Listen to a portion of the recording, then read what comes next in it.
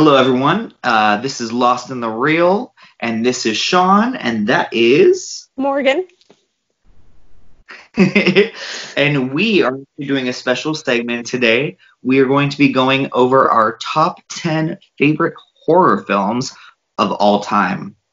So, Morgan, if you want to start off maybe with your honorable mentions, because obviously we can't do a whole top 10 without giving some of our other favorites.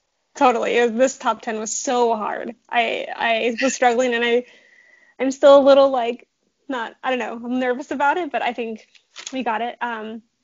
Two honorables on my list. The 28 Days Later Danny Boyle zombie film. I really loved it. It was so sad. I had to kick it off last minute. I decided it wasn't up there for me. But maybe if we do a ranking for zombie films, the next video, it'll make the list.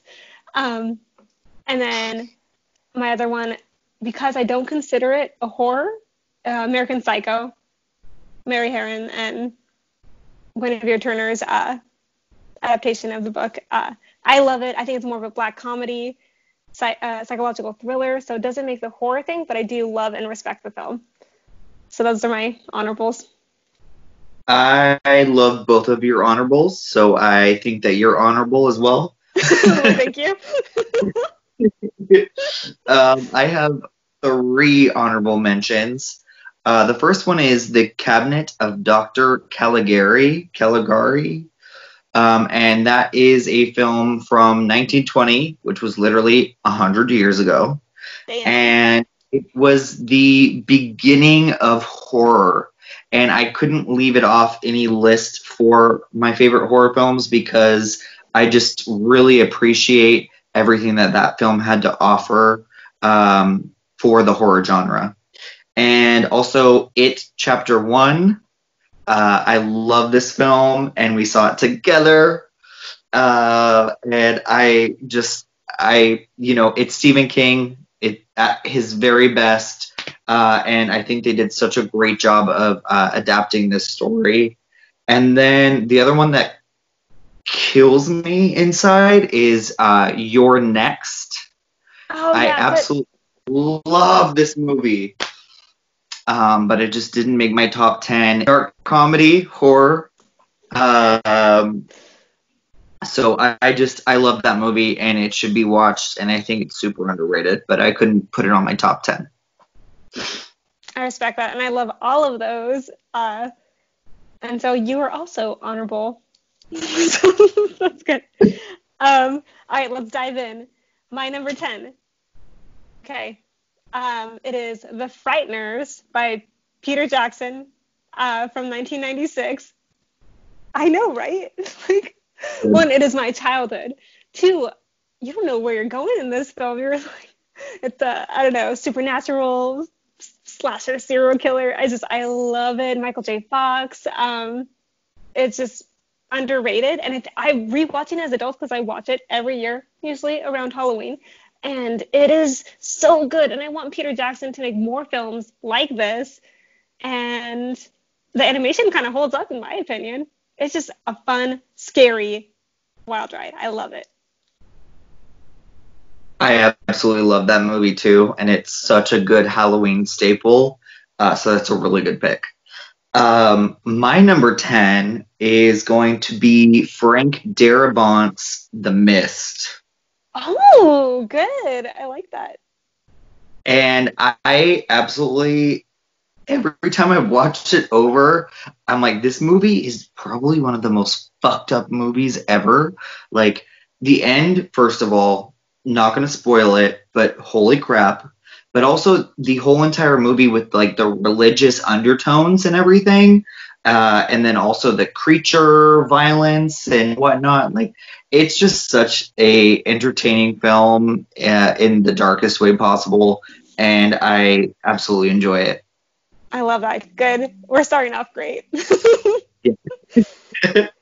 My number 9, which is David Cronenberg's The Fly from I think it was 1986. Yeah, I watched it for the first time as an adult, and it is amazing. It is just an amazing film. I am terrified by it. The physical, practical effects are amazing. Just works of art. The directing is beautiful. Gina Davis, Jeff Goldblum. What more is there? Like, I love it. And it left me disturbed. And that's what on my list of what makes a good horror is like, am I disturbed for days afterwards? Then yes, it wins. So that's my number 9. I cannot watch this movie. Because it is so disturbing, like you said. The effects are too good. It's just like I can't do it, but I respect it for, what it is. But I would never put it on my top 10. Fair. No. My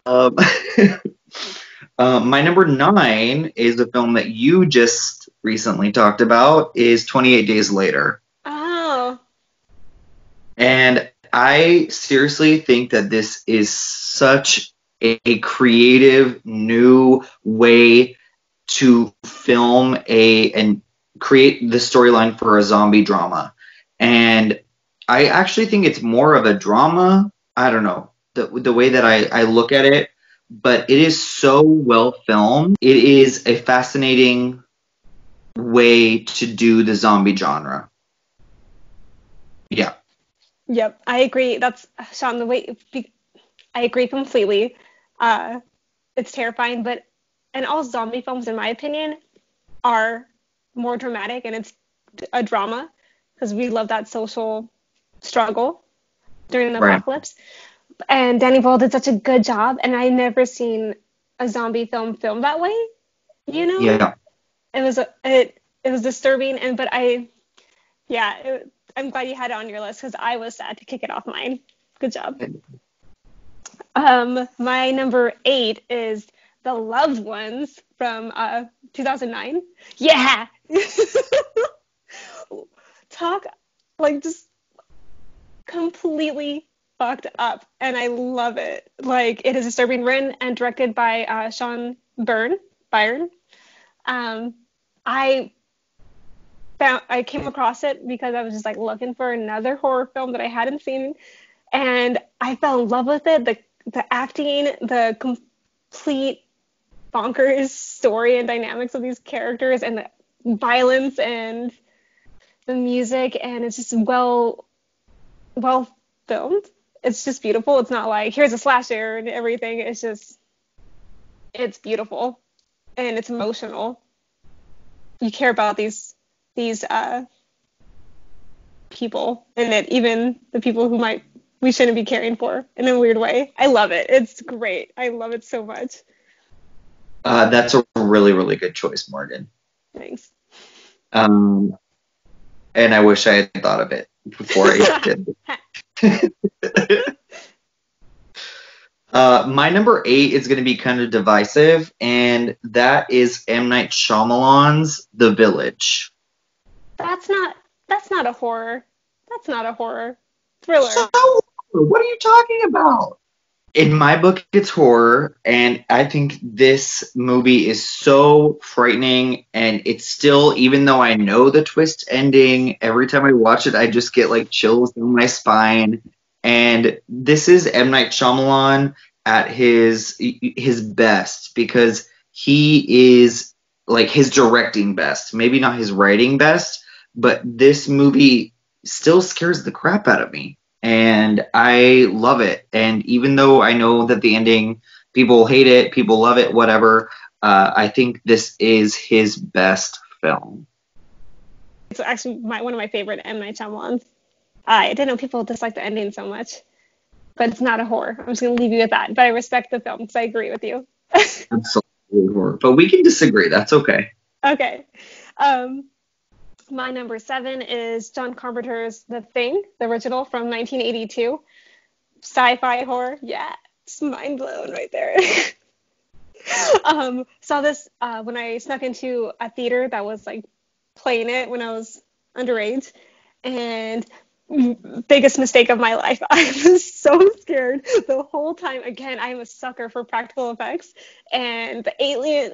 Oh, I mean, it's been years, you guys. I'm gonna spoil a little bit of it. The alien effects, and again, why I love zombie films too. The social survival struggle that happens in with people and the backstabbing and I don't know, I love it. And the Thing does it so well. You get like the scary creepiness and you get the people trying to survive. It's like, meh. I think John Carpenter is one of my just hands down favorite films of his in general too.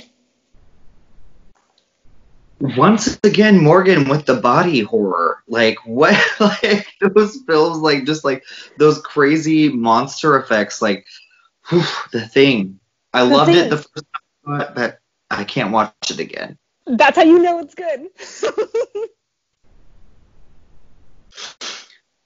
So my number 7 is a more recent film, and it is John Krasinski's A Quiet Place. Mm-hmm.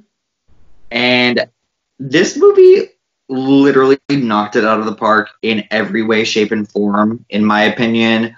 The sound effects, the sparingly used creature effects, and then also the acting is incredible. Emily Blunt, whatever you do, I will watch it because I love you. And that pregnancy scene, like, just... like, I can't do it. Every time I'm like, I have to look away. It's insane. And I'm not giving anything away because it's in the trailers. But this movie is so well crafted, and for this I think was his second film actually. But for him to come out of nowhere as a horror director is really incredible, and I cannot wait whenever movie theaters open up to see A Quiet Place 2. So that is definitely my number 7. Oh, I love it. I didn't think about putting that on my list, and I love that film. Did we see it together or no? Maybe not. I think we did. I think we did too. But I remember like in theaters, like that was the one theater where like the whole audience was scared to make a noise, and that is like ultimately, like as a director writer, that is a win when the audience is so deep into your story that they are working with you too by not making noise. It's a win. Good choice. I'm sad I didn't do that one. My number 6, Sean, you might hate me a little bit for it being so low, but it's House of Wax, 2005, directed by on there. Home Colette Serra. I'm so sorry, I butchered the director's name.